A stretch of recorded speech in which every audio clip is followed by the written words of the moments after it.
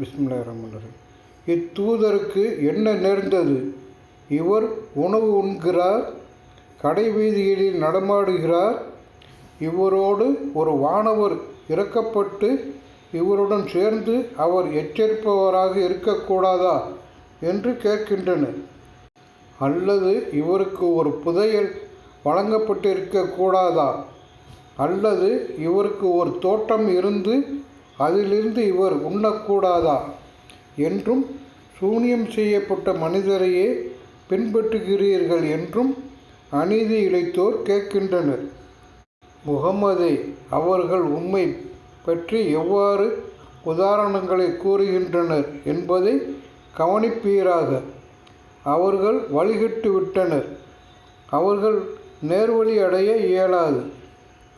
அவன் பாக்கியமிக்கவன். அவன் விரும்பினால் இதைவிட சிறந்த சோலைகளை உமக்காக ஏற்படுத்துவான். அவற்றின் கீழ்ப்பகுதியில் ஆறுகள் ஓடும். உமக்காக மாளிகையை ஏற்படுத்துவான். எனினும் அவர்கள் அந்த நேரத்தை பொய்யென கருதுகின்றனர். அந்த நேரத்தை பொய்யென கருதுபவருக்கு நரகத்தை தயாரித்துள்ளோம். நரகம் அவர்களை தொலைவான இடத்தில் காணும்போதே அதன் கொந்தளிப்பையும் இரைச்சலையும் அவர்கள் செவியுறுவார்கள்.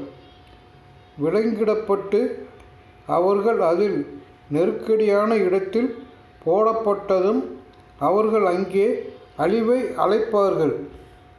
ஓர் அழிவை அழைக்காதீர்கள், அதிகமான அழிவுகளை அழையுங்கள் என்று கூறப்படும். இது சிறந்ததா? இறைவனை அஞ்சுவோருக்கு வாக்களிக்கப்பட்ட நிலையான சொர்க்கம் என்று கேட்பீராக.